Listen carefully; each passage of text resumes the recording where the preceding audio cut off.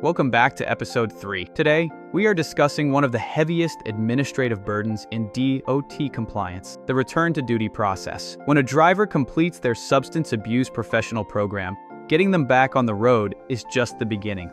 We're talking about the nightmare of tracking unannounced, mandatory follow-up tests for up to 5 years without making a single mistake. Let's get right into the conversation and see how to handle it.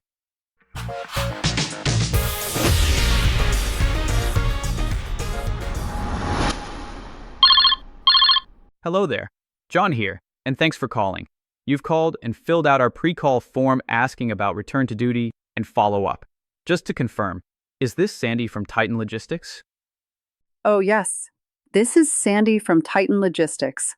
I appreciate you for answering our call, John, and excited to inquire more about return to duty and follow-up.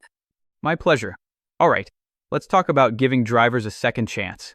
What is your internal process when one of your top drivers tests positive, completes their SAP evaluation, and is finally ready for that initial return to duty test? It is a massive pile of paperwork. We have to coordinate with the SAP, ensure the evaluation is fully cleared in the clearinghouse, and then schedule the observed RTD test. It takes a lot of manual oversight.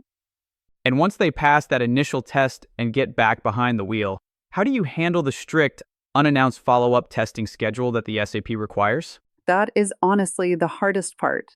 The SAP usually mandates a specific number of tests over the next 12 to 60 months. We try to track it on a shared calendar or with sticky notes on the safety manager's desk. How do you manage the logistics of surprising the driver with an unannounced test, while making sure you don't accidentally miss one of those mandatory windows? It causes us constant anxiety. The safety manager has to remember to pull them aside right before a shift. If the driver is out on a long haul, trying to route them to a clinic for a surprise test is a logistical nightmare. What happens to your operating authority, or to that driver, if a DOT auditor pulls their file and sees you missed just one of those mandated follow-up tests? It would be a total disaster. The driver would immediately be pulled from safety-sensitive duties, and we'd be hit with massive fines. It's a huge liability hanging over our heads for years. It sounds like a ticking time bomb for your compliance record. Do you know that Labworks USA has these types of services? These are what we do.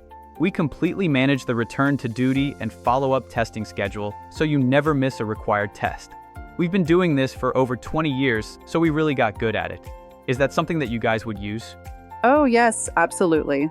Handing over that schedule to a third party would remove a massive liability from my safety manager's desk. We could finally breathe easier. Perfect.